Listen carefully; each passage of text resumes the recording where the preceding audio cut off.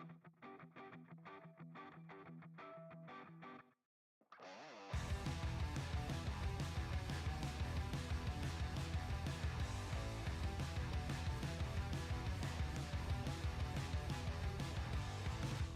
think you've got my number figured out? A motive born in drought and brevity. And if I'm not the soul of your design, I blatantly decline your remedy. Don't box me in, don't, or I'll leave. I'd rather be a dreamer, I'd rather be free, I'd rather be a leader, I'd rather be a queen, I'd rather be a singer in a trashy cover band. I'd rather be a closer, I'd rather be clean, I'd rather be a poser in a magazine, I'd rather be pretty much anything else than your machine.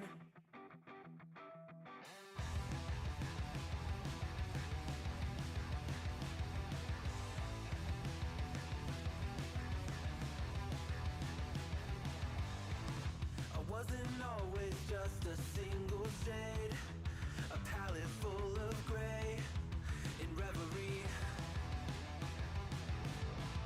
And I can burn it brighter than the sun. I have a golden gun inside of me. Don't box me in, don't, or I'll leave. I'd rather be a dreamer, I'd rather be free, I'd rather be a leader, I'd rather be a queen, I'd rather be a singer in a trashy cover band. I'd rather be a closer, I'd rather be clean, I'd rather be a poser in a magazine, I'd rather be pretty much anything else. And if I fall behind, ignoring all the signs, if I lose the fight, I still rage against the night. Don't box I'd rather be a dreamer, I'd rather be free, I'd rather be a leader, I'd rather be a queen, I'd rather be a singer in a trashy cover band. I'd rather be a closer, I'd rather be clean, I'd rather be a poser in a magazine, I'd rather be pretty much anything else than your machine.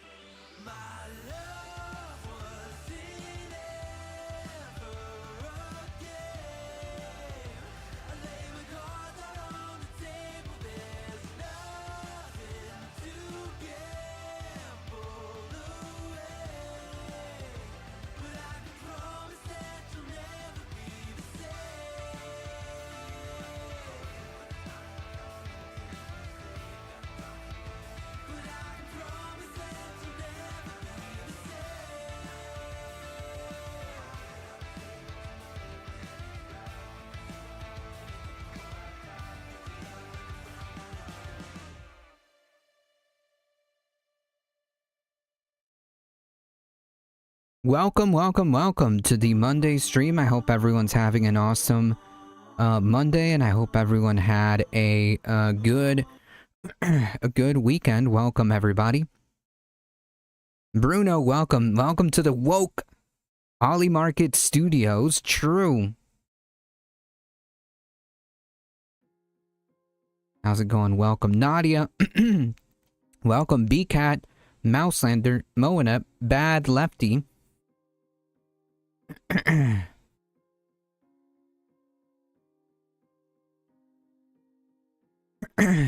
I'm sending the Surfs chat here soon after this pod save interview. Be live, be ready. Well, we're live and we're ready.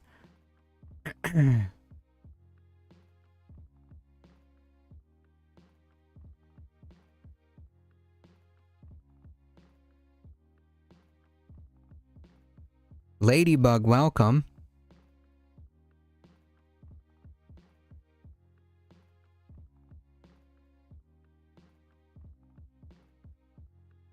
One second, folks.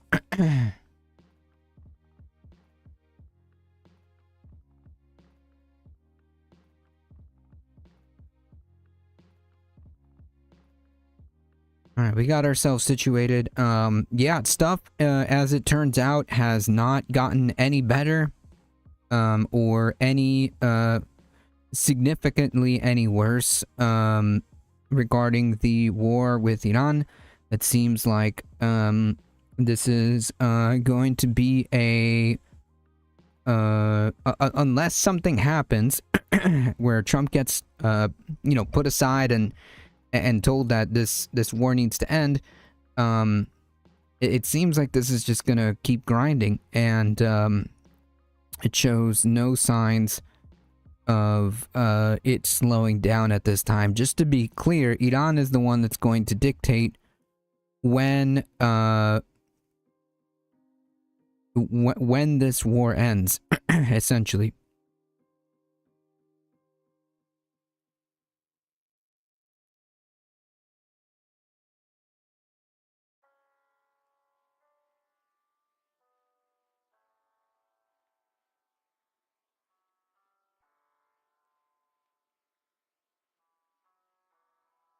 Important question, where's Soul Life?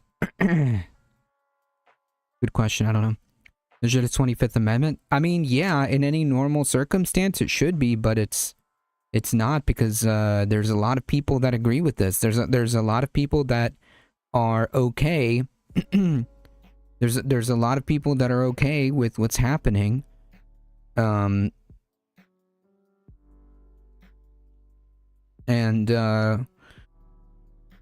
It shows no signs of slowing down. Greglio, welcome. You can send that to me via whispers. People here abbreviate Deutschland as DE, which is likely confused with Delaware by the Yanks. There isn't a Berlin in Delaware, but Berlin, Maryland is right next to Ocean City on the border with Delaware. There's also a Berlin Township in Delaware County, Ohio. More you know. Very much suicide being done here by the U.S. military. Yeah.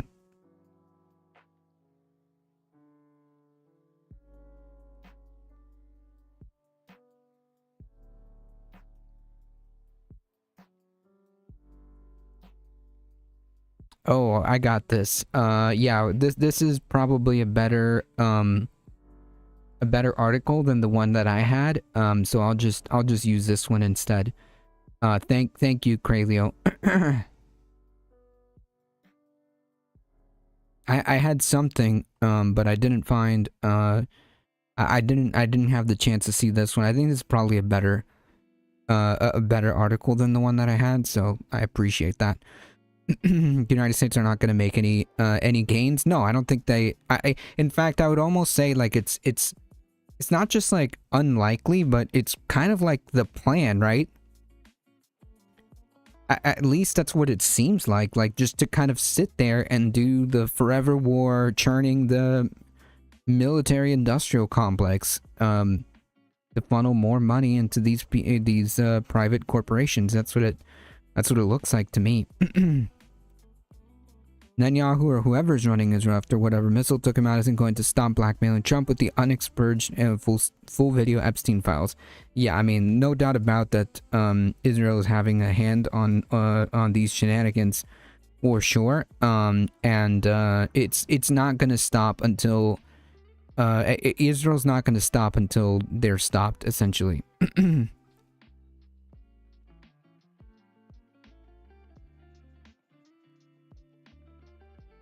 The only purpose is the administration making insider trading. I'm sure there's some people that are doing that with these constant back and forth. The war's winding down. Nope. Actually, we're going to attack Iran with full force. Actually, the war is there's a deal. There's a deal on the table, and Iran is going to accept whatever the new line is to continuously make pump and dumps.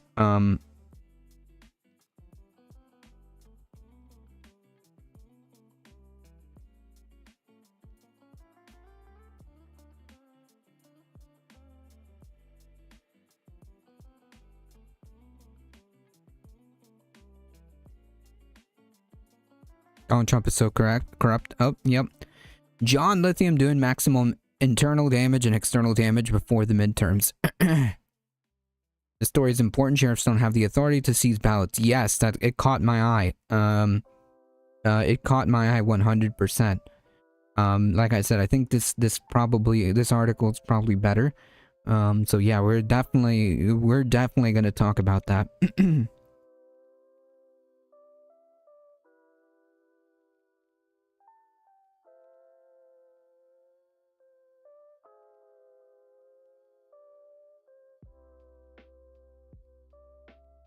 All right, folks. Thank you all for being here. I appreciate your support. You guys are what makes this channel go. So thank you for being here.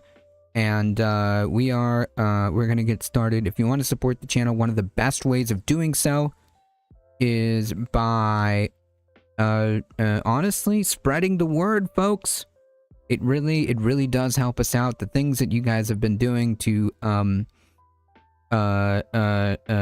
spread the word and just kind of get the name out is really one of the best ways of doing so. And hitting that like button and all the stuff, all that really helps us out. And I appreciate that, seriously, folks. That is one of the best ways to help the show. Of course, if you want to support the channel directly, there are many ways of doing so. There's like subs and merch and all this other kind of stuff. So please check out some of the links if you want, and join the Discord, folks.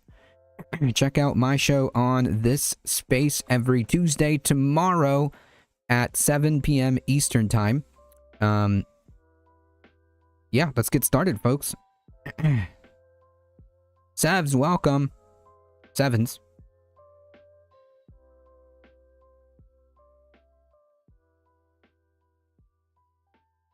Can we do some high level ideas just for a second? You know, before we get into like the nitty gritty, can we do some high level ideas? It's been a minute.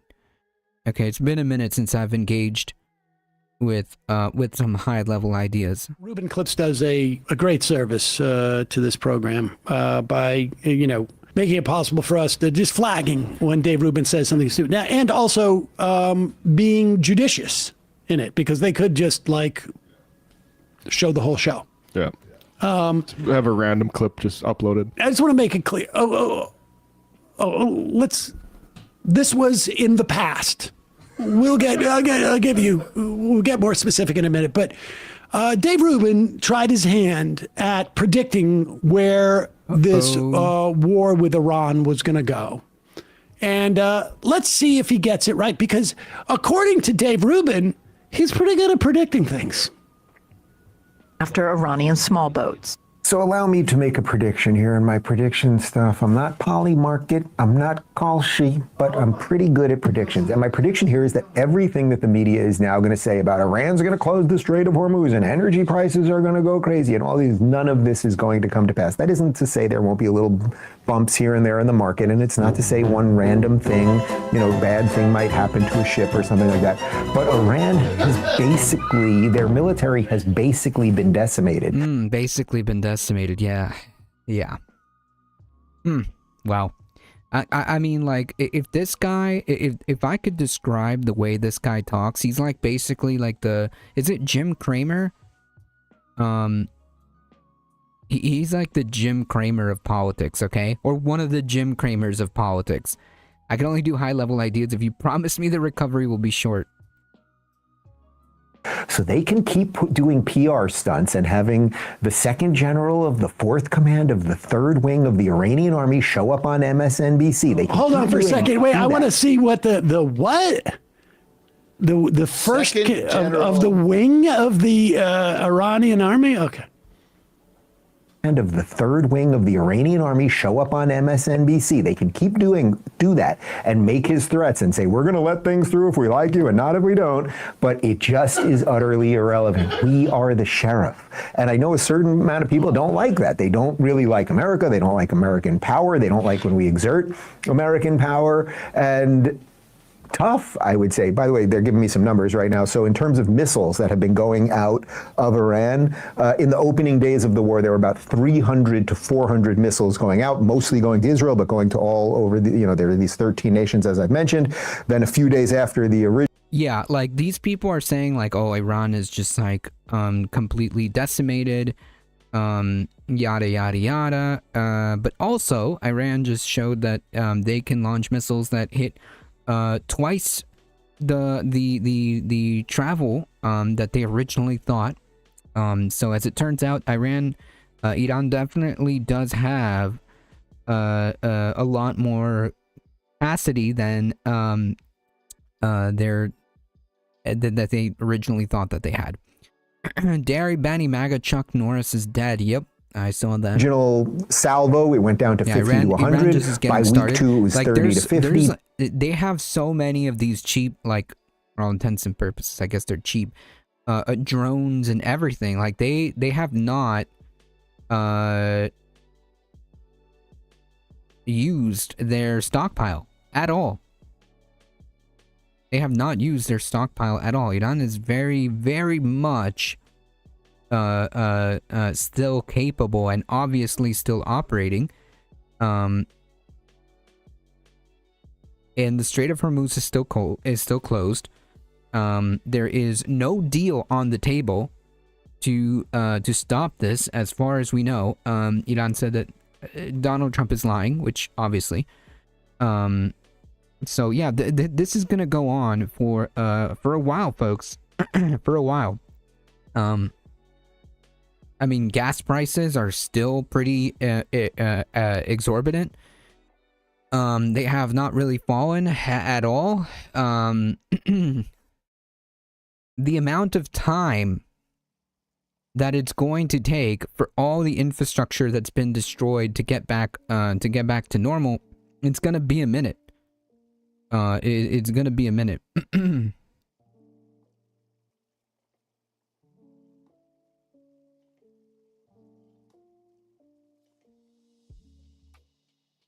Not to mention the U.S. is basically out of Patriot missiles, the primary air defense, and the U.S. can only produce 1.5 to 2 Patriot missiles per day.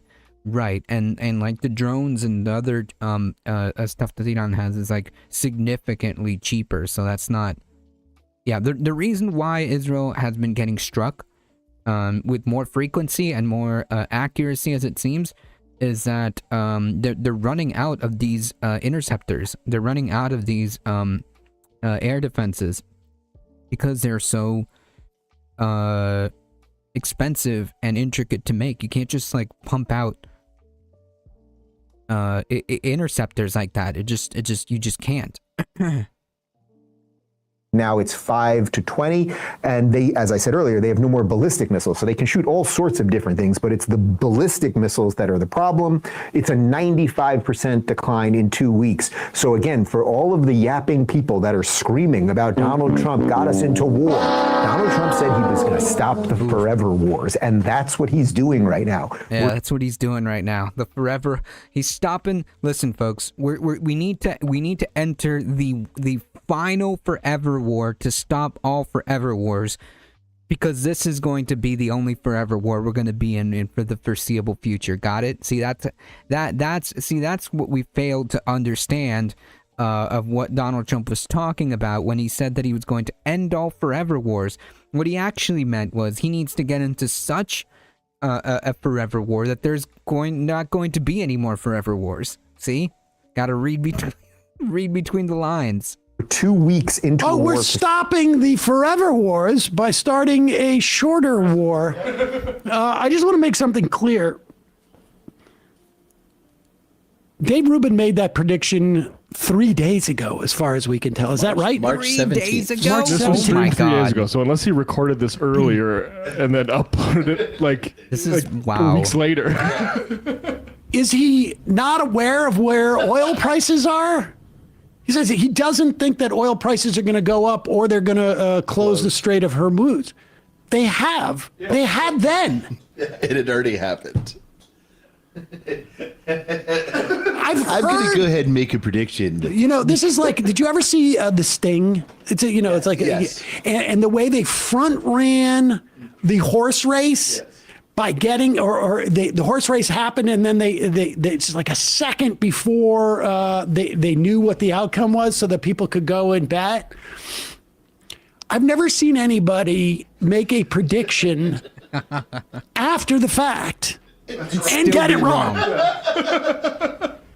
Oh my god! About Like, a thing that's- only Dave Rubin can do this, right? This is like fascinating. He did this 3 days ago. Okay, well about 4 days ago, I guess, from this video.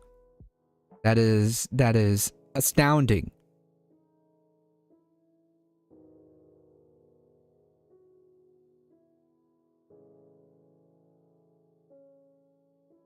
Astounding.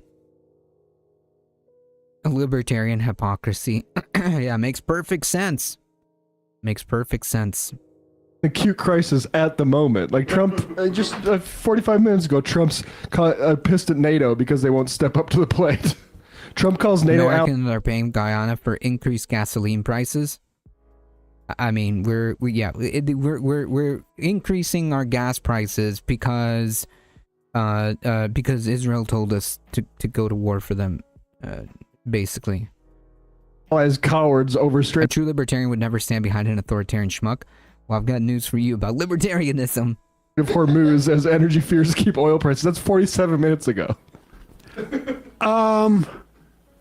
Iran attacks Gulf energy sites 17 minutes ago. Okay, one or two bad things might happen. A random ship might get something. And, you know, the numbers he's talking about in terms of the missiles, just PBS 22 hours ago, Iran intensifies attacks on Gulf energy. They, one of the things that analysts have said that Iran doesn't need to launch as many because Israel has less air defenses. And they're now using bombs that separate the cluster ones that go into a bunch of different directions. And there's reports of more and more people getting hit in Tel Aviv. Yep. It's just the dumbest assessment and stupidest prediction after the fact that was wrong. Like it's It's I fascinating. think people should be impressed. Yeah, exactly. And he also says MSNBC. It really is almost impressive, like how one person can arrive at this, right? How you retroactively this is baffling, but it is Dave Rubin that we're talking about. Libertarianism is fake, basically. Which hasn't existed for. It's almost like He just came out of a coma. Well, it's like he has time travel, but is doing it backwards. So instead of like going forward into the future to find out how things go, he goes back before the present to not know what's happening now. And then articulates It's like memento politics. exactly. I'm gonna predict Kamala's gonna win. Also, Seriously. what other predictions Like, has he how do you made how do you do that have been this, right? Like, I man? mean, he's been wrong. It feels like, Jim almost. Cramer, man. He's one of the Jim Cramers of politics. Okay, listen, I've gotten my share of stuff wrong. Okay, and I'm not shy about that. But Jesus Christ, to go like retroactively, and this has to be like a bit, right? Is he really just? I mean, Dave Rubin is really stupid, but like, Jesus, man. Oh no, I just yeah. Anyways, So unless he recorded Prices are going to go up, or they knew what the outcome was, so that people could go and bet. I got you. I've never seen anybody make a prediction after the fact and get it wrong.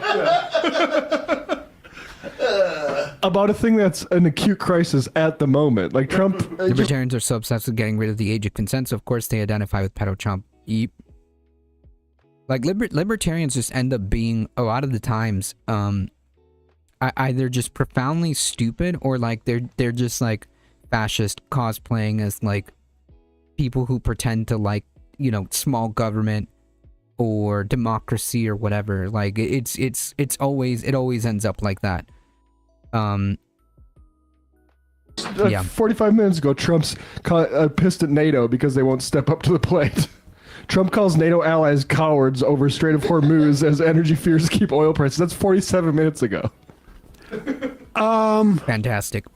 Iran attacks Gulf energy sites 17 minutes ago. Oh yeah.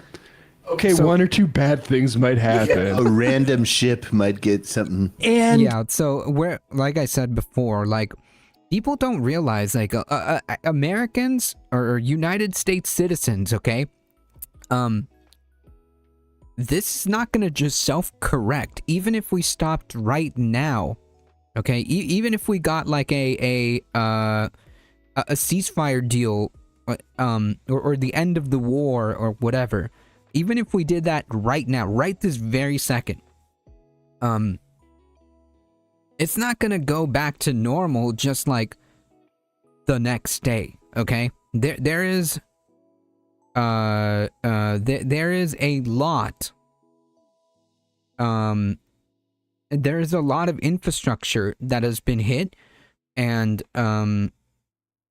it's unclear how long exactly it's going to take, but it's going to take a while for all of that to be done again, to be rebuilt and put back in operation. And who's to say, again, Iran is the one that holds all the cards here, who's to say that Iran is going to just stop and reopen and everything is just going to be like normal if the United States says, okay, we're done, we're cease of hostilities right now. Iran is the one that has the final say on that. If they want to keep that strait closed, they can. If they want to keep hitting the Gulf states to try to hit American bases, they can. They're the ones that are going to dictate when this is over. you know, the numbers he's talking about in terms of the missiles, just PBS 22 hours ago, Iran intensifies attacks on Gulf energy. They one of the things that analysts have said that Iran doesn't need to launch as many because Israel has less air defenses. And they're now using bombs that separate the cluster ones that go into a bunch of different directions. And there's reports of more and more people getting hit in Tel Aviv. Yeah.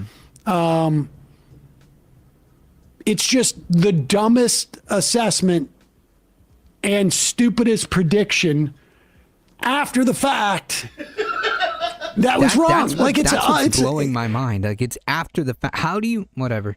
It's Dave Rubin. I think people should be impressed. And he also says MSNBC, which hasn't existed for. It's almost like, He just came out of a coma. well, it's like he has time travel, but is doing it backwards. So instead of like going forward into the future to find out how things go, he goes back before the present Yeah, to not know what's happening now, and then articulates It's like Memento politics. exactly. I'm gonna predict Kamala's gonna win. Also, what other predictions has he made that have been right? Like, I mean, he's been wrong. It feels like in almost every single thing he's ever predicted. Yeah, well, that's the reliability of the prediction. That's how he's good. Oh, right. Yeah, You know yeah. it's wrong, so you just. I'm pretty good at predictions in the sense that nobody can do what I do. I have a 100% rate. I'm capable of predicting things that have yet to that have happened already and getting them wrong. And nobody else can do that. Not with my skill. Yeah, well, Jim Cramer, right? The Really ac- putting the rube in Ruben. Oh my God. I got distracted by his, what do you call it? That suit Jacket? that looked like TV static. No, Right, much like the people who self-ID as conservative, small wonder they converge on the same end results politically, and frankly, no small part of what self-IDs as liberal too, for that matter. I bet we could make it true. Better predictions with the tarot deck than Dave Rubin does.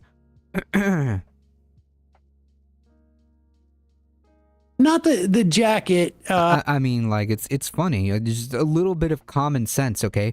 Like, you don't have to be you don't have to be like leftism's greatest warrior, right, to kind of see what's happening here, right? With this war with Iran. Hair plugs? No, not the. I don't think he has hair plugs. It's the Botox Oh, the Botox. that I found distracting. You know, look, I'm not. I don't. You know, help yourself. But he just seems a little young.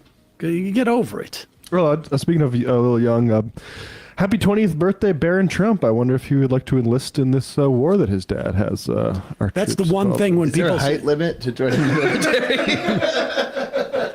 We just don't make camouflage that big. Let's do number 5. Just in keeping with the. And Barron Trump should be the first to go, seriously. It turns out we find the difficult but true things of politics are very much unpopular. Fantastic delusion and magical thinking remain popular. True. Luxury is literally set up till the very second. Their partakers can no longer afford the indulgence, and then it's a very rude and all of a sudden overlong delayed awakening to realities deliberately avoided. Yep. I'd hate Magic 8 Ball could do better. Is the 8 Ball thing working on my thing?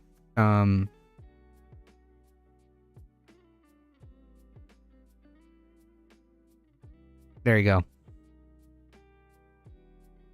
Trump's son should be required to serve on the front lines. Yep.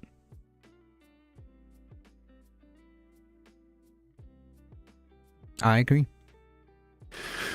The theme of today, like many things that we experience in life are difficult at the time, and then we look back and laugh about it. And I predict Pearl Harbor. I think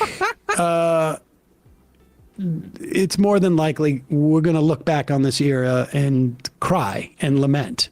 So Yeah, no kidding. maybe we might as well laugh now, yeah. Now, cry later. because once we really see the implications of all this, I think it's going to be pretty bad. Hey, folks. Yeah, no kidding. No kidding.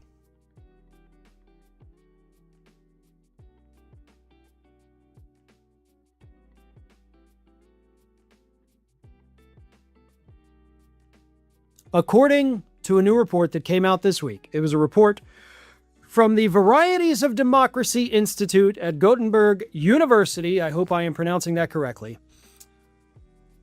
The United States is no longer a democracy.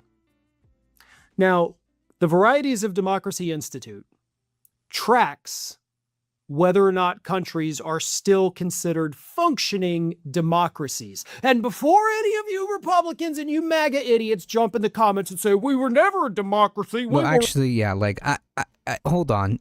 If I may, I think there's I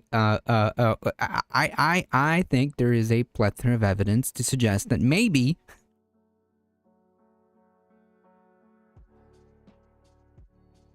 not for the same reasons, because they're okay. So the Republicans say we're not a democracy, we're a republic, with the explicit intent of eroding the concept of democracy and with the explicit intent of trying to sell you on the idea of authoritarianism. When I say that I don't know and I'm not sure that the United States was really set up as a democracy, I'm talking about like the institutions that this country, the way this country was made, the institutions didn't really function as a quote-unquote democracy. Like maybe on paper or maybe the way they might have envisioned it, but in reality it just doesn't function that way. It never really did, right? But anyways,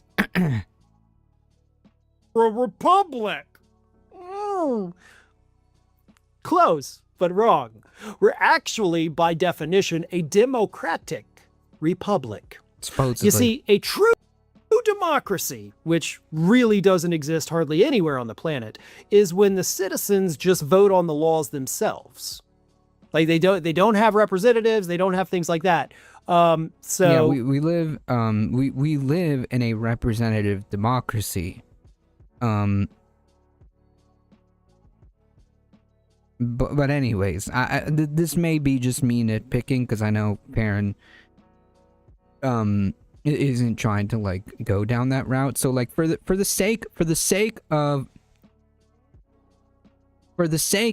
like the normies that may be listening, okay?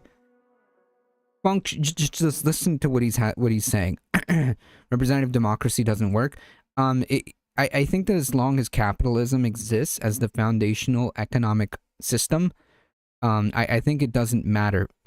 It's a republic, but it serves at the behest of the consent of the people. That's the democracy part. Yeah, but it doesn't, right? Like functionally, it doesn't. It's supposed to. We're told. We're told that that's how it's supposed to be, but it really doesn't function like that because the underlying problem here is capitalism. no, of course, we're not a true democracy. We're a democratic republic where we vote on the elected officials who vote on the laws. That's how that works, guys. So don't come at me with the we're actually a republic bullshit, because you guys can't even define what either democracy or a republic is. But that's a topic for another day. Yeah, it's broadly unpopular among far wider than just anyone sincerely identifying the wealth-hoarding individualistic ways of the capitalism as the root of the problem. Your problem you will involve presenting existing social ills. That's ideologically speaking. There are many reasons from a diverse spectrum of ideology to hate the war crimes already committed against Iran and what they're basically reasonably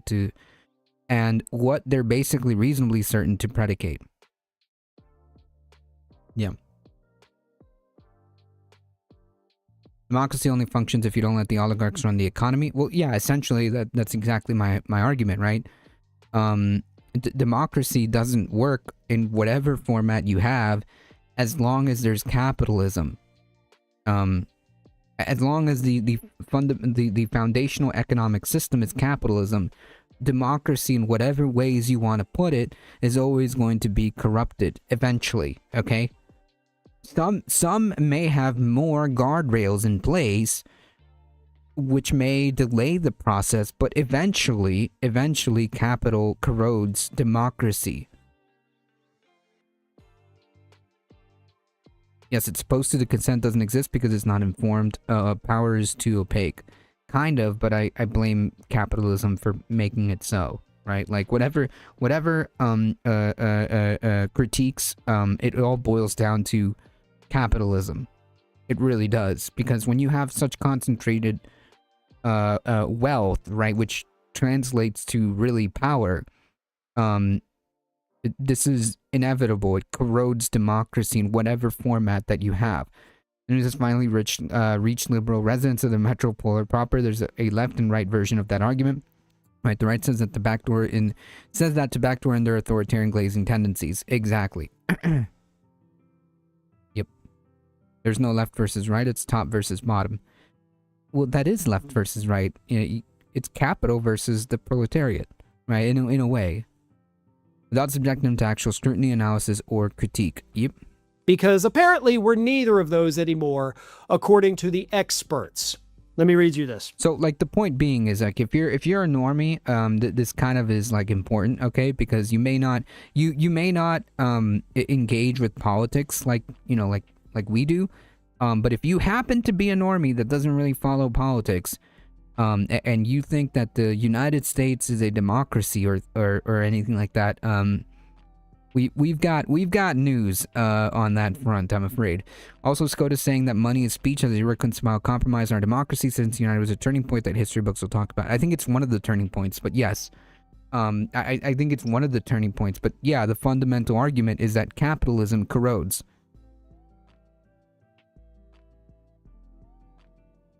We're after when we factor into this the donors who ensure that representatives work for them rather than the people who voted them into power. Yeah, no doubt.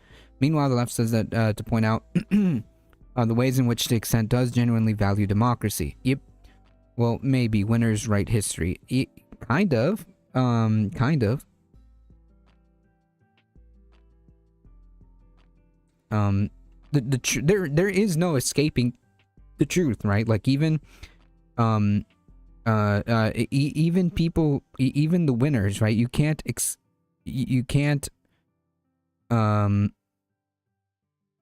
you can't escape the truth, right? The truth will always come out, one way or another, right? We can say all we want with our garbage education system, but at the end of the day, people still find out how what horrible things we've done. So yeah, I don't know.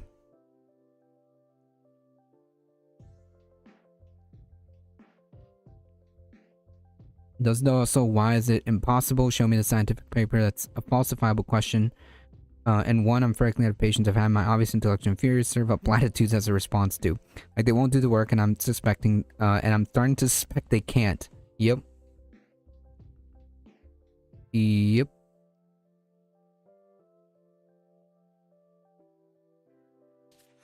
This is from Stefan Lindberg, the founder of the Institute, who says, our data on the USA goes back to 1789. What we're seeing now is the most severe magnitude of democratic backsliding ever in the country. For Orbán in Hungary, it took about 4 years. For Serbia, it took 8 years. For Erdogan in Turkey, Modi in India, it took about 10 years to accomplish the suppression of democratic institutions. Again, we're using those words very lightly, but whatever. You get the point, right? You get the overarching Trump point. has achieved in only 1 year.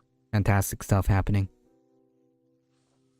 So all these other dictators, all these other fascists, took them a long time, right? 4 years was the fastest any of them had achieved what Donald Trump did in 12 months in office. Well, if I may also, to kind of just add more context as to why that may have been, it's because we also had Trump 1.0, right? Like the erosion, Trump winning the presidency in 2016, and people losing faith in neoliberalism in a sense, because they turned to a person who they thought, or at the time in 2015, they were sold as someone who was going to be an anti-establishment guy who was going to shake up the system. Well, He certainly did. But that kind of cascade, Trump winning the first term was a setup. This was only inevitable. If it wasn't Trump, it might have been somebody else. If Trump wasn't, if Trump like kicked the bucket, he got sick, or just simply didn't want to run again, the Republican playbook was going to be the same in the sense.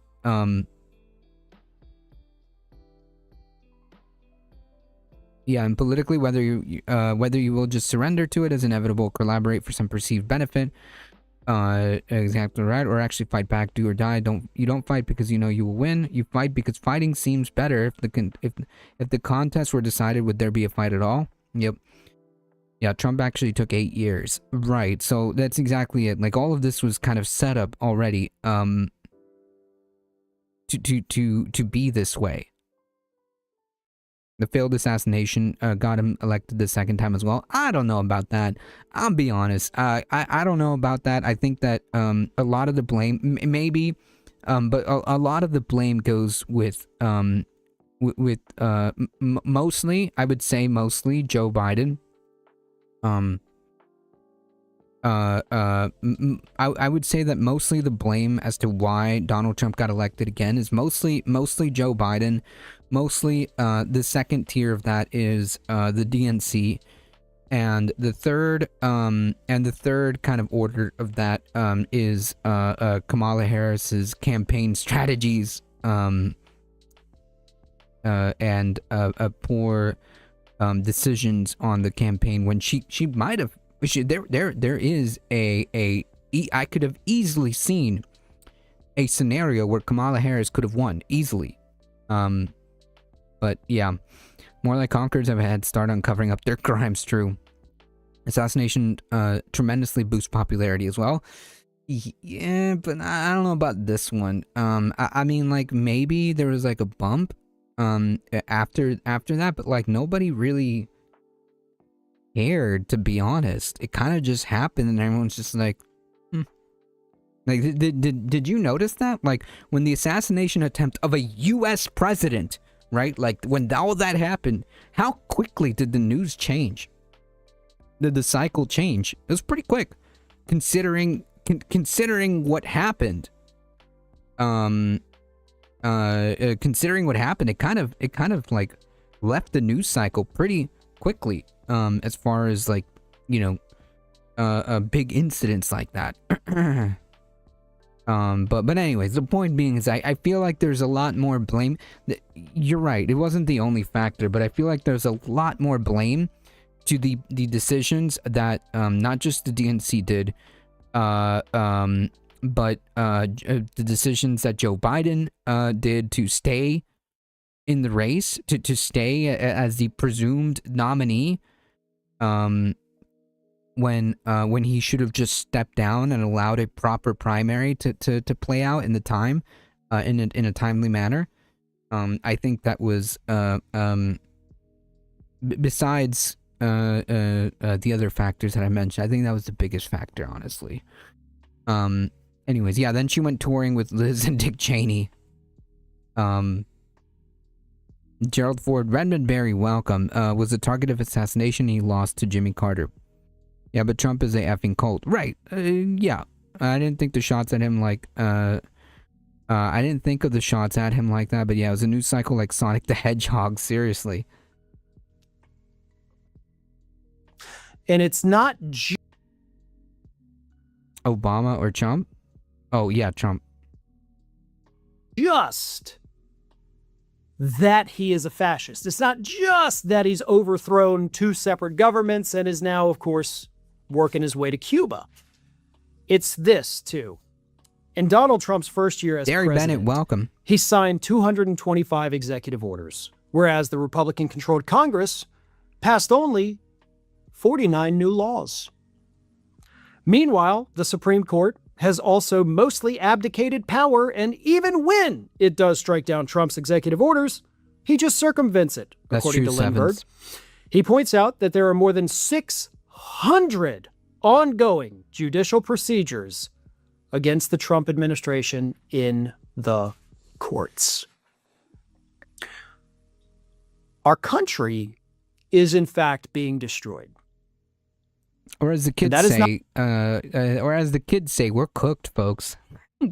If nothing, if nothing changes, okay, if nothing changes, it's GG's, everybody. It's like the Soviet situation where they didn't trust anyone ideologically who was under 80 years old, only tremendously more insane. Not my opinion. That is the conclusion of the people whose job it is to monitor the situation. This is not a US-based institution. So you cannot come at me and argue that, well, they're biased against the US. They're not biased. Well, if it was a U.S.-based institution, it would say the report would say that things are perfect. If it was a U.S.-based institution, it would say that everything is fine and nothing to see here. Yeah, our country is brainless. Yep. Brainless and drunk on power, and we're about to hit a wall, and I'm not sure that folks are really ready for that. This is a Swedish institute that does this for every single country on the planet. We're not unique. We're not special. They don't have a dog in And this see fight. now. It's not based in the U.S., so we know there's no kind of corporate backing that has a benefit, financially of saying one thing or the other. This is what the experts who monitor these types of things are telling us. The damage that Trump is doing will take at least, I think, a generation Maybe. to fix. Not to improve, Maybe. but to put back to where it had been. That doesn't mean that small improvements won't be made along the way. I'm confident they will. That doesn't mean that there won't also be backsliding during the period of rebuilding. Yep. There will be. And of course, all of that is just assuming we even live to be able to fix it. And I don't mean physically our lives. I mean the country itself. Will there be anything left? Will there be something to rebuild? Because at this point, the experts, they're thinking there may not be at all. Well, that's up to us, yeah? We brought the war on Iran on ourselves. The polls I frequently see are evidence of it. Yep. John, thank you for the follow. And that is probably the scariest part of this entire report. Thanks for watching. Fantastic stuff happening in the great US of A, huh? People are not having a good time in modern capitalist society. No, it appears not. Your leftist comrade Hassan Piker is now in the Cuban gulag. Wow.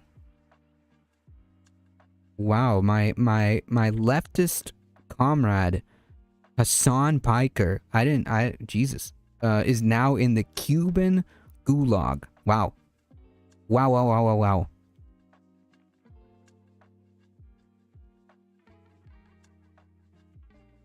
And I think the unsung hero in all of this is Stephen Miller. Stephen is the architect. This will play great for a jury. Can we get a rewind on that? And I think the unsung hero in all of this is Stephen Miller. Stephen is the architect of making all of these plans work. Stephen, thank you. Thank you. Yeah. Just again for the people in the back. So when the trials happen, okay? When the trials happen and they're like, okay, well, who is in charge? Who is doing all these things, okay? Besides like Marco Rubio and all these other people, like who else was in charge when all of this was happening, okay? When all of these war crimes and all of these heinous things were happening, okay? When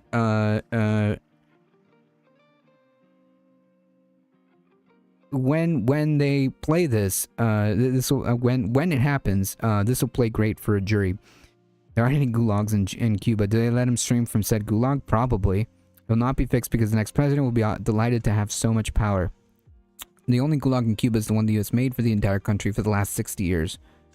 And So yeah, anyways, members of the jury, we'd like to play some video evidence from Pam Bondi regarding Stephen Miller's future trial. I think the unsung hero in all of this is Stephen Miller. Because he's streaming. Yeah, he's streaming from the gulag of his apartment. Or wherever Stephen he's streaming from. I honestly haven't seen Hassan Piker in a minute. Saris, welcome. The architect of making all of these plans work. The Stephen architect, man. The architect of all of these plans, okay, is Stephen Miller. Save that one for the jury, folks.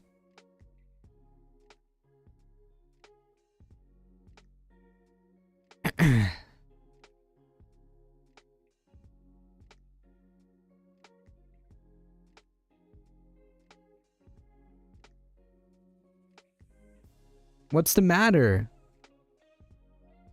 Joe Pro? Cat got your tongue? Did you just come here to notify me that Hassan was in the gulag? And that's it? That was your purpose?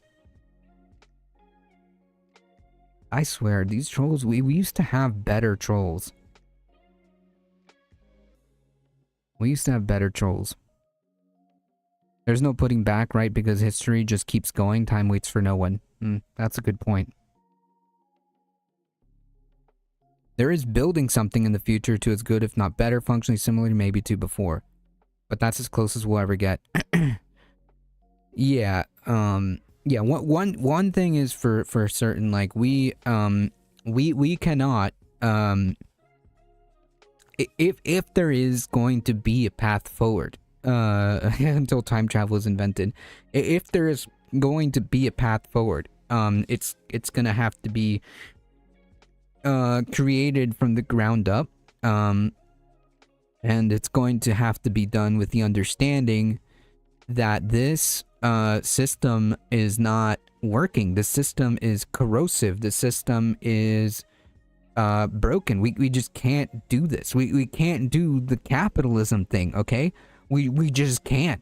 Unless we want to end up in the same position in like 20 years or 50 years or whatever the cycle goes, you know? We just have to understand that, number one, there has to be full accountability for all of these people, okay? All of them, from Stephen Miller to Donald Trump to Pete Hegseth and anyone who followed any illegal orders, anyone who was involved, the admirals, general, it doesn't matter. All of them.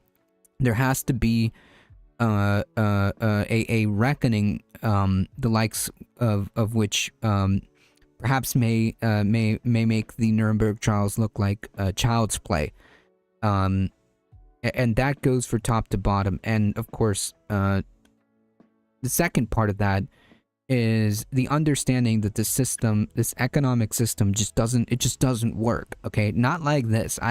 It just doesn't work. Okay, it's fundamentally broken. It will always come back to this. It will always turn into this. So maybe we can break the wheel, okay? Maybe we can break the wheel.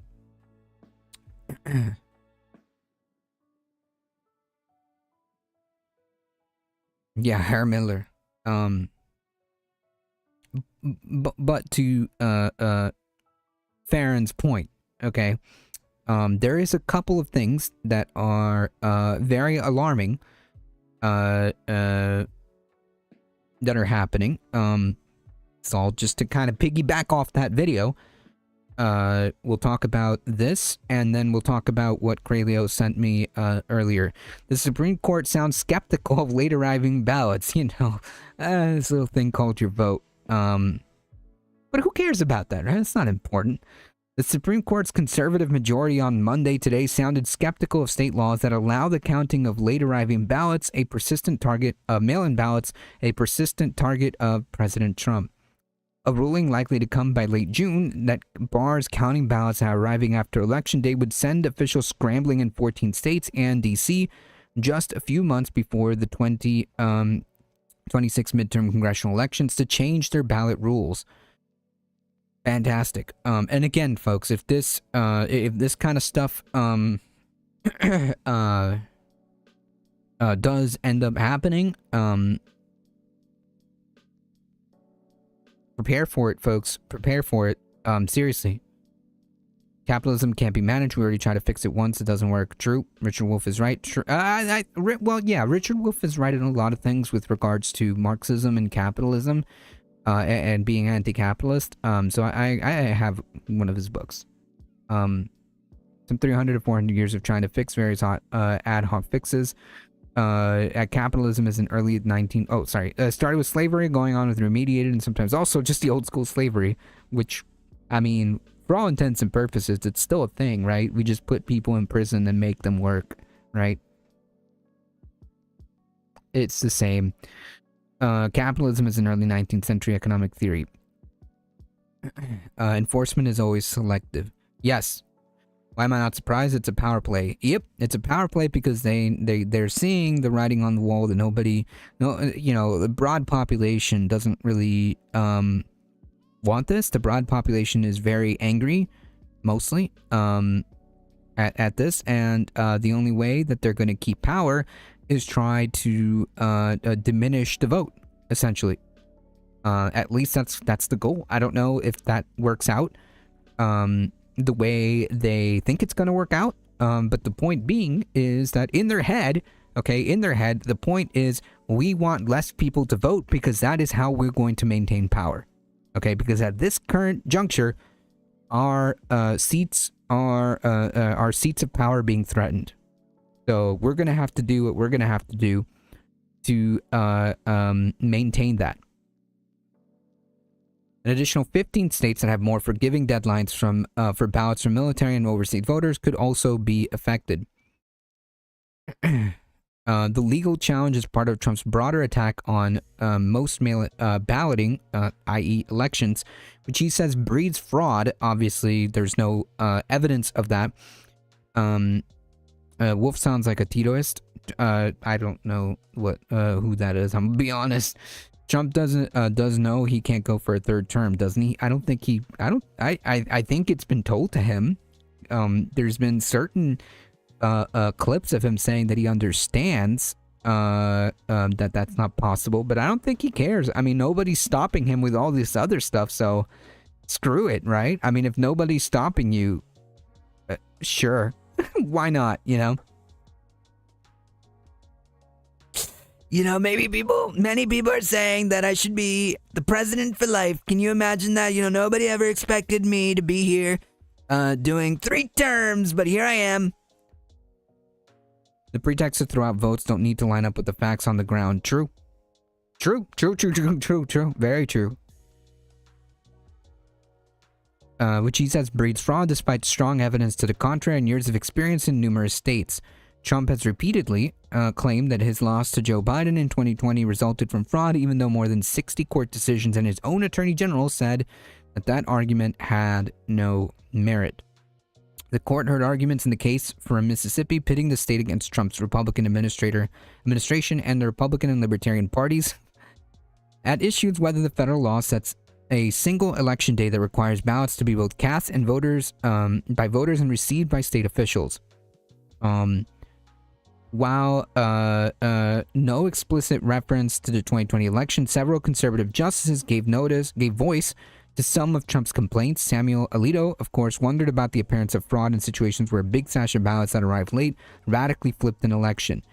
This has never happened. This has literally never happened, okay? Looney Tunes, welcome. There's a surf raid. Oh, welcome, surfers. Welcome, everybody. Hey, if you're from the surfs, raid here, thank you for hanging out. I am A Difficult Truth. I do the news. I do the politics.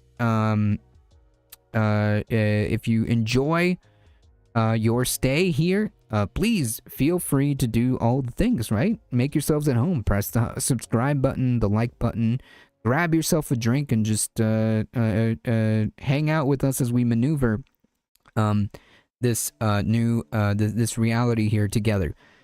Give me a break. Trump is still whining about Biden rigging votes. Good Lord. Yep. And it's all in the service of diminishing that. Sassy, welcome. A big stash of ballots tells me you don't know anything how it works without saying I don't know how anything works. Big Jerry, welcome. Thank you for that, Looney Tunes. I appreciate it. Surfers. Yeah, a lot of people do mail-in. Rural people do mail-in voting. Yeah, like I said, it doesn't matter if they the actual facts, as Nadia points out, but the point being is that they think that fundamentally, okay, the point and the job and the purpose of doing this is to try to diminish people from voting.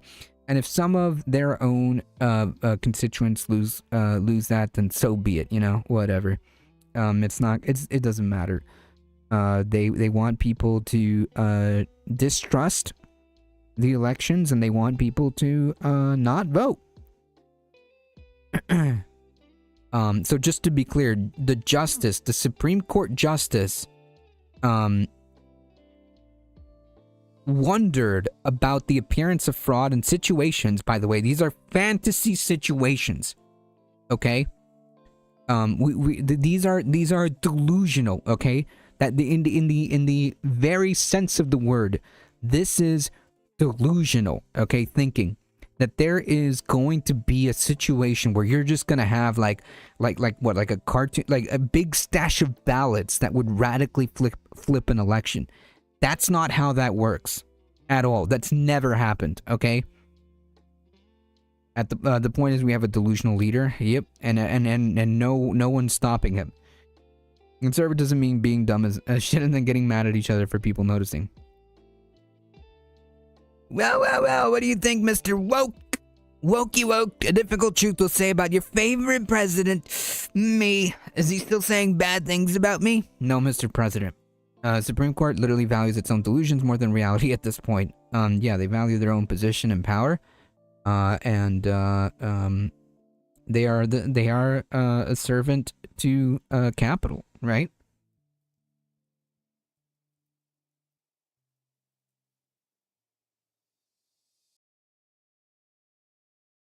Which might very well be the same amount of times as he's already scheduled for. I mean, for God's sake, there's got to be a polymarket bet, right? Just look at the man. True.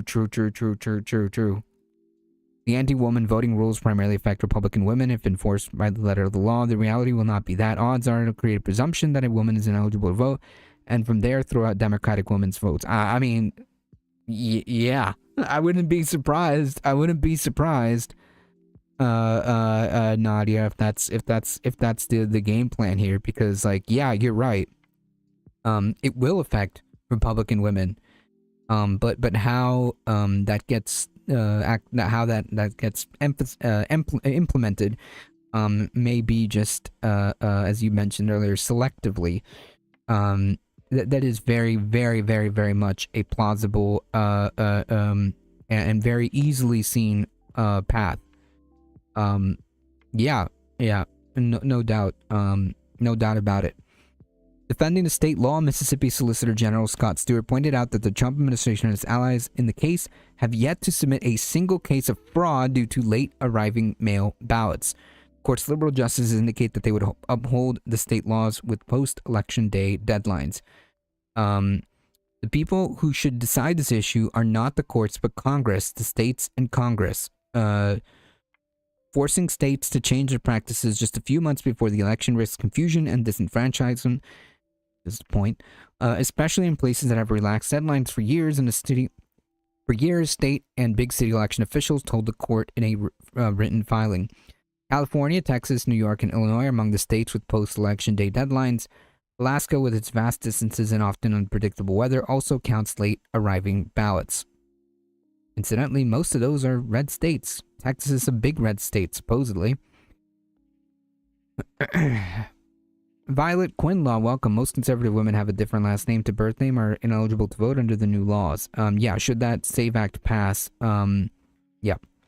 If I had enough interest and knowledge, I'd run for presidency. The state of North America is getting scary. Alaska election officials said Monday they are preparing for the fall elections under existing law. If a ruling requires operational changes, we will work through those in coordination with the appropriate state entities to ensure compliance and to provide clear information to voters. Yeah, okay. Lawyers for the Republican and Libertarian parties, as well as the Trump administration, are asking the justices to affirm an appellate ruling that struck down a Mississippi law allowing ballots to be counted if they arrive within 5 business days of the election and are postmarked by Election Day. Paul Clement, representing the political parties, played on fears of fraud by invoking a Democrat-dominated Chicago infamous for election shenanigans. Voting ends at 8 p.m. in Chicago, Clement says, but state law allows ballots postmarked by election day to be received later. Obviously, because, like, stuff happens, right? Stuff happens. But anyways, and, like, how, here's a question, and here's kind of like, how you know, like, this is all, like, nonsense.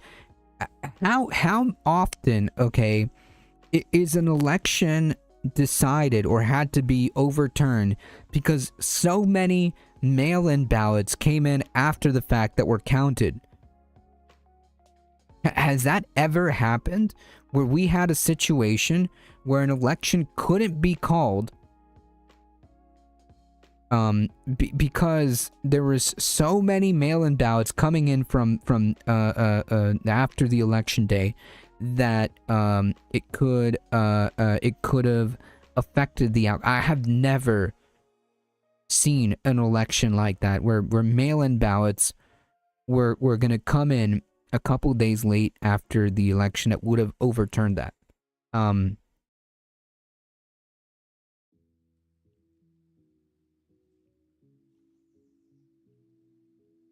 Because I can't think of one where mail-in ballots were so crucial. Were so crucial to the outcome. Okay, that we now that we now need to scramble and handle this issue. I don't even know if I want to vote anymore, period. I mean, like, look, everyone, you know, is gonna make their choice. I can't make that choice for you. I can only say that as long as it exists, it should be a tool to be used. And if it wasn't that important, then they wouldn't be doing this much effort. Doesn't matter if it never happened. I have a personality disorder. Unfortunately, excuse to act you average pro-safe animal. Moreover, just in general, yes, I think Nadia's correct. They plan to just selectively enforce the laws as a pretext for doing so. Moreover, just in general, they're not wrong to bet just overall less voting is better for their agenda. Yeah. Mail-in ballots are still crucial. Oh, yeah, no doubt, to get people, you know, voices heard. Yeah, I'm saying, like, how many election are determined by ballots that came after, you know, after the fact is what I'm trying to say. Michael Hasser, welcome.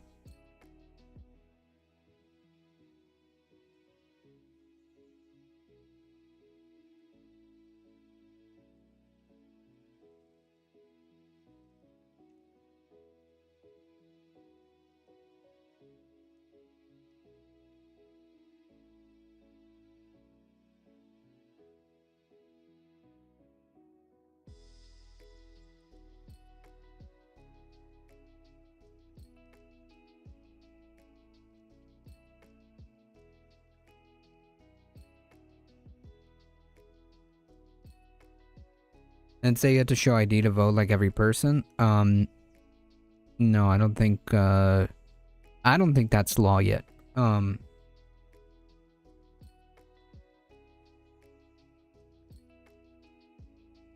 It's not exactly a perfect instrument, but it's more often favorable to them than not, and hence why they're so consistently opposed to voting. Anything that makes it more likely that people will actually be held to do it. Yeah. Say and don't vote, just let the boomers cry more. No, I mean, I like I said, I think that, and Michael Astor also brings up a good point. I see it as a tool. Obviously, you know, you can't just go and vote and pretend that you solved the problems. But I'm saying that it's a tool, and you know, I think we should use it. I think we should use it. We need to go back to using mechanical voting machines. Stop the count!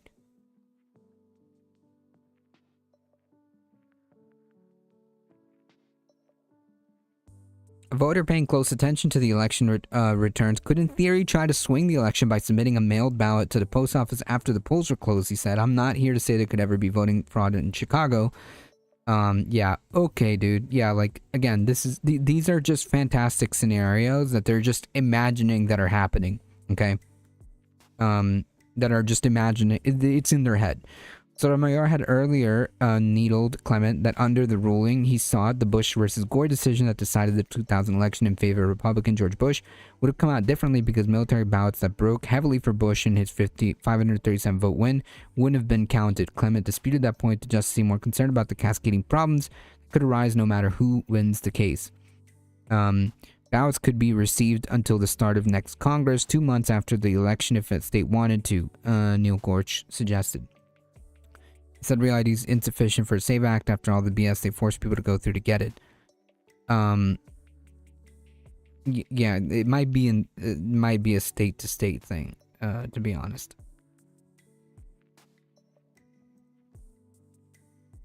Yes, Violet Quinlaw.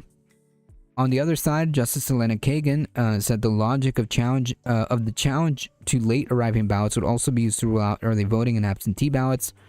Limits on early voting also seemed to bother Chief Justice Roberts, who seemed the conservative member of the court most likely to side with Mississippi, along with Justice Amy Coney Barrett. The court grappled with whether the state laws allowing for late arrivals from military and overseas could survive. Last year, Trump signed an executive order that aims to require votes to be cast and received by Election Day. The order had been blocked in pending court challenges. At the same time, 4 Republican-dominated states, Ohio, Kansas, North Dakota, and Utah, eliminated grace periods last year, according to the National Conference of State Legislatures and Voting Rights. So again, pay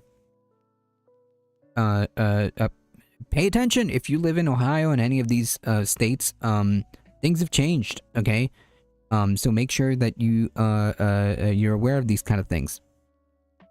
Like, imagine if they talked about the amount of rent relative to typical income, even a effing fraction of how much they do voter fraud.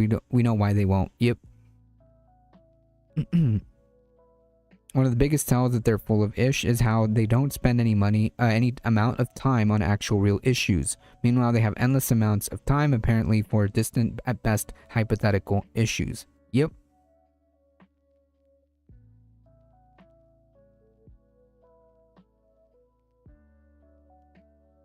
In theory, no, motherfucker, because mail gets dated. These are literally the dumbest, most privileged people on earth who don't even know how the post office works.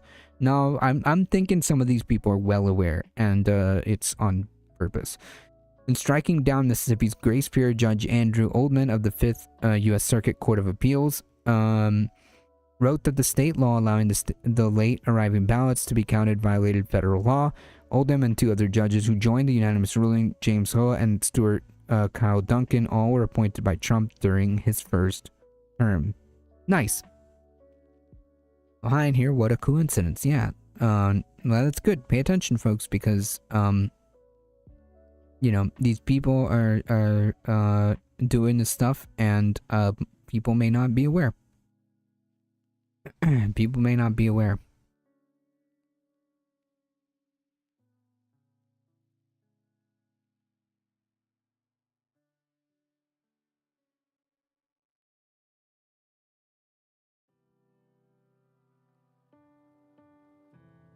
I mean, exactly, except they do know they're just having liars for the powerful, just very well paid professional liars. Yep. Good thing the Democrats keep voting through these Trump judges. Yeah, fantastic stuff. Women who look right-wing will never get their driver's license checked against their birth certificate. Maybe. But, you know, kind of just being a woman already is kind of, you know, it's kind of a mark already. Maybe if they can determine that you're right-wing, they'll just kind of let it go. But yeah, you know, can't have women, period, voting, right? Like, that would be bad. Can you imagine women voting in this economy? Eesh.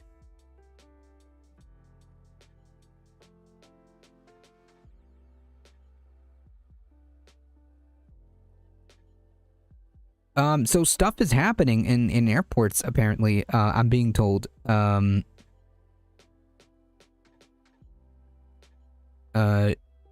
there are massive lines where now ICE has been deployed to take over essentially, or to fill in for TSA. This is pretty bad. This is pretty bad if I do say so. We've already seen videos of ICE dragging away people for obviously looking brown. This is horrifying. This is literally that scene from The Handmaid's Tale. Trump hates women and we know it. It's effing sad. Yep. Hence, Republicans want to revoke the 19th Amendment. True. Trump has said a number of times that people will all need a driver's license or passport. I think everyone will have to show ID. F ICE. I agree. So, yep, that's the kind of stuff that we're looking at in this dystopian new reality. They know based on the demographic, if they just disenfranchise women as a group, they'd be taking away more of the opposition votes and they'd be losing votes of their own. Yeah, but like as long as women, both liberal women and conservative women, are reminded of their place, then it's obviously it's important.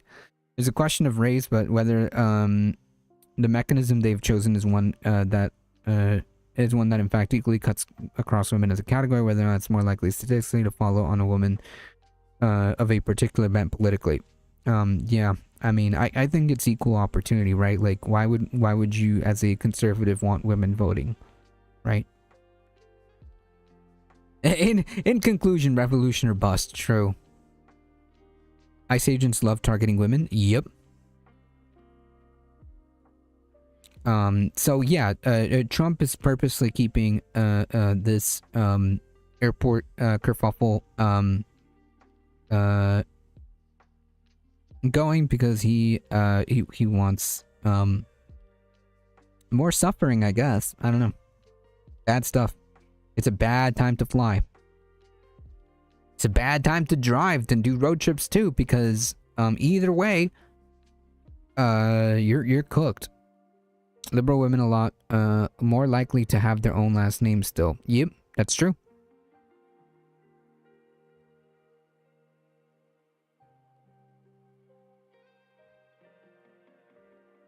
All right, folks. Before we get out of here, we need to talk about this. Yeah, he's a mad king. But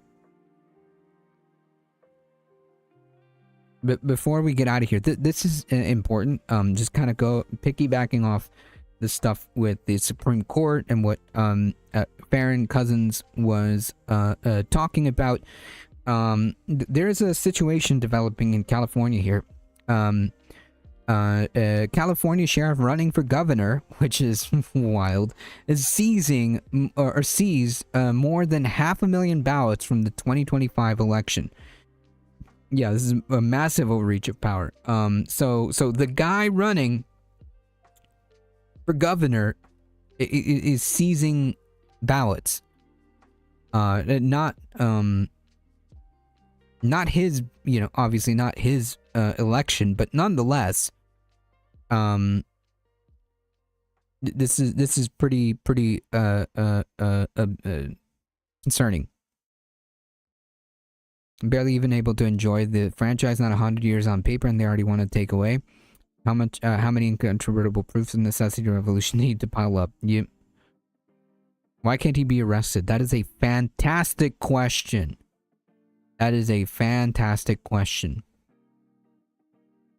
A California sheriff, incidentally running for governor, has seized more than 500,000 ballots cast in the November special election from county officials, saying he's investigating. Oh man, that's so convenient, dude. That's wild. Wild how convenient that is. Seized more than 500,000 ballots cast in a special election, saying he's investigating a ballot count discrepancy. Wow. That's crazy. That's so convenient, dude. That's wild. County election officials have disputed the claims by Riverside County Sheriff Chad Bianco, a Republican.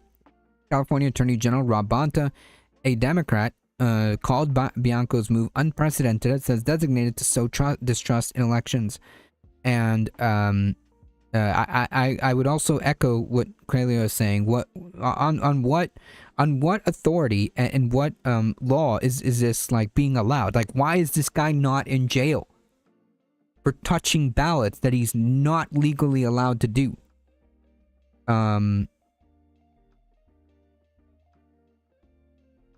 taking a break from current events. Fictional books seem more entertaining, depending on the fictional book. But I hear you. I'm coming up with a new word on the vermin for these people, at least because vermin contribute to the ecology by breaking down matter. True. Excuse me. True. Bianco held a news conference Friday saying his office has launched the investigation after receiving a complaint from local citizens group about the ballot count from a November 2025 special election on redistricting. Oh man, oh I get it. Oh dude, it's so convenient. So like the redistricting that was approved by voters because Texas threatened to screw around with the redistricting. California responded, and now all of a sudden, conveniently, I mean it's amazing. Conveniently, a couple of people, right? Yeah, a couple of people, right? Trust me, bro. Sources told them that there's some shenanigans happening, and now we have to do an investigation. Got it. Dune is a good book. This is why I can't deal with Democrats, because they will let anyone with an R next to their name do literally anything for no reason. Yes, it is. Redistricting will hurt his chances as governor. Bianco held a news conference on Saturday saying his office had launched an investigation after receiving complaints from local citizens about a ballot count from the 2025 special election on redistricting.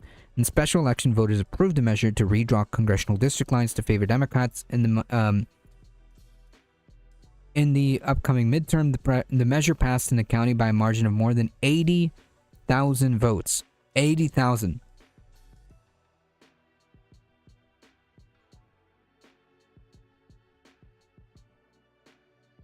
Bianco seized the ballots in Riverside County, the inland California county of 2.5 million, where he has twice been elected sheriff. He called the effort a, quote, fact-finding mission. A fact-finding mission. That's wild. Okay. This investigation is simple. Physically count the ballots and compare that result with the total votes reported. So 80,000, dude. 80,000, okay, is the number you have to overcome. Yeah, it's only cool when we, right-wingers, do it. Yeah, sources are telling me the sources equals voices in his head. Bianco's one of the two prominent Republicans running for governor in a crowd